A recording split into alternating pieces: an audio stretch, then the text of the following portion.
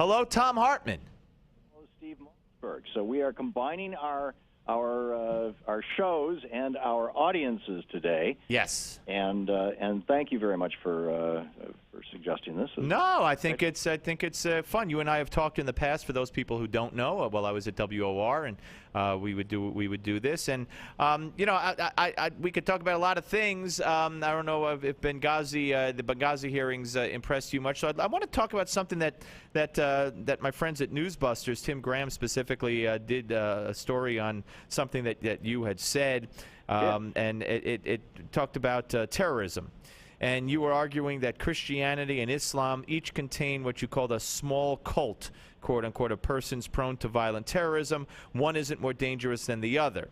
So before we get to I did not say one is not more dangerous than the other. Oh, you didn't? Okay. So where are this? Where's or if I did say that, I misspoke. I mean, it's obvious that there are a whole lot more people in Islam right now who are interested in killing us, particularly after 12 years of George Bush's wars, than there are Christians who are interested in killing abortion doctors.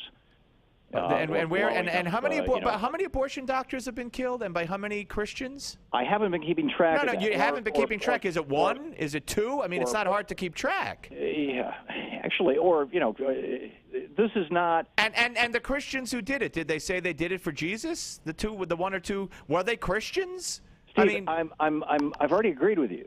No. But I'm saying. The point is that where's the cult of Christians is what I want to know. Where's the cult of Christians? If you want to make this into a Christian versus Islam thing, then maybe we should be looking at what we're doing in the Muslim world that might be causing this. Why is it that they're interested in killing us and not Canadians?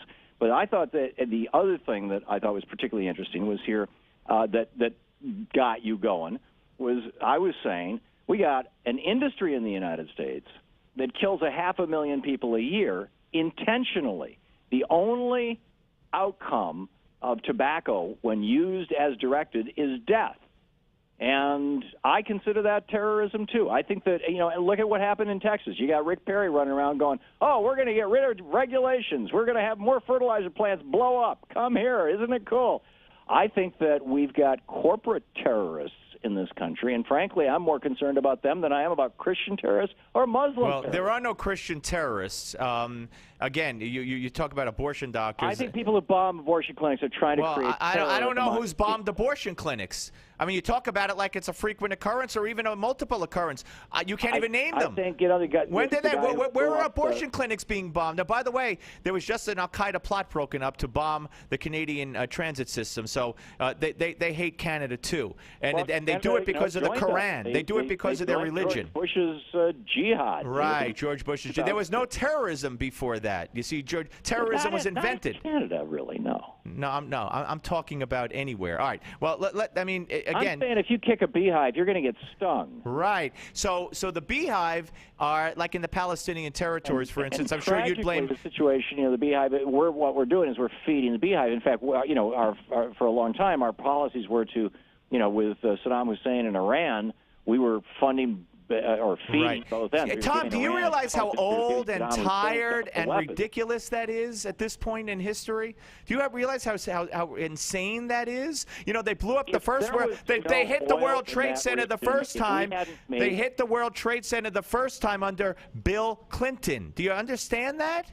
Oh, you're talking about the blind shake, yeah. Al-Qaeda, the blind shake, Osama bin Laden, When the CIA sent a special guy on a special plane down to George Bush, down in Texas. Again with George Bush. Here we go. Yeah, okay. And said, hey, special deal. Bin Laden determined to strike inside the United States. Bush patted him on the leg, said, okay, you've covered your ass, go back to D.C., and then proceeded to take the longest presidential vacation in the history of the United States. Right. George and even Bush. then was afraid to go back to Washington, Tom, have you seen a doctor about this, that you can't get past George Bush? Have you seen a doctor?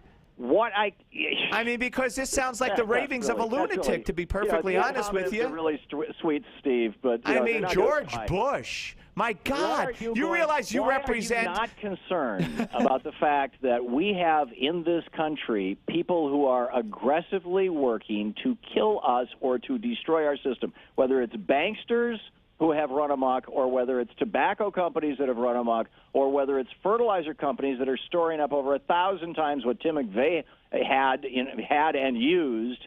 And and this is just like apparently the tip of the iceberg. And yet you continue to say, oh, but, we shouldn't have government looking into these things because government is us, after all. George Washington created. No, actually, you don't say that. I don't think I've said much. I've just been responding to you saying George Bush and blowing up abortion clinics. I really haven't said much. Now, what about pressure cookers?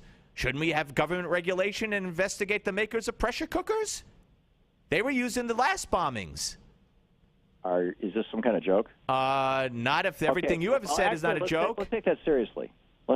How about ice cream makers? How about ice cream? Doesn't ice cream clog your arteries and kill you? Ask me a question. Let me answer it. In that pressure cooker was a bunch of powder that came out of fireworks.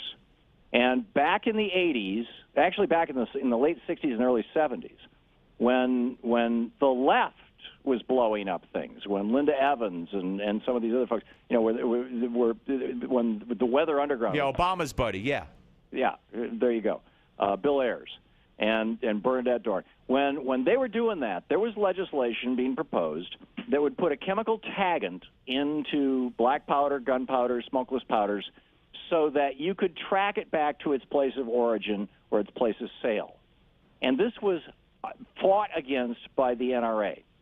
And the NRA, and again in 1980, this was proposed. Again in 2001, after 9/11, this was proposed. The NRA, the Republicans, consistently fought against this. Had that chemical taggant been in those fireworks, as has been proposed for over 30 years in the U.S. Congress and consistently fought by Republicans and the NRA, had that chemical taggant been in those in that gunpowder, we would have known within 2 hours what the gun shop store owner or what the fireworks store owner told us. In fact, he showed us the receipt 4 days later, who the guy was who set off the bomb. So you're saying it would not have prevented the bombing. Thank you for telling me that. And by the way, you're allowed us to catch the bomb. You're also telling me that this has been if I take you at your word, this has been going on for 30 years. The Democrats have controlled the Congress and the White House many times in many periods over those 30 years. So blame them for not getting it done when they could have. The Democrats have been the ones who have been consistently suggesting that we should have taggants and powder. Well, why didn't they pass it? Why didn't Obama and Nancy Pelosi and Harry Reid pass it when they controlled everything? The House of Representatives and the Senate for 12 weeks. I'm sorry? They had control of it for 2 years. But excuse me. To have a filibuster. Wait. They had control for 2 years. For 12 weeks. After that, you had 40 guys. You had 40 votes, Republican votes in the United States Senate, and they could block, and they did block pretty much everything. They blocked a piece of legislation that would have stopped the tax breaks to companies for outsourcing factories overseas. Well, so are you suggesting we close McDonald's and Burger King and fertilizer plants? No, Is that I got what no you're problem suggesting? with McDonald's or Burger Kings, but I think if a fertilizer plant is going to have 1,000 Tim McVeigh bombs in their backyard illegally, that we should know about it. I got to tell you, Tom, you got to get over your George Bush obsession. Do a New Year's resolution now. Go at least a day, one day without saying George Bush. Fertilizer factory, Steve. All right, Tom. Appreciate it. Thank you. Okay, Steve. All right, take care.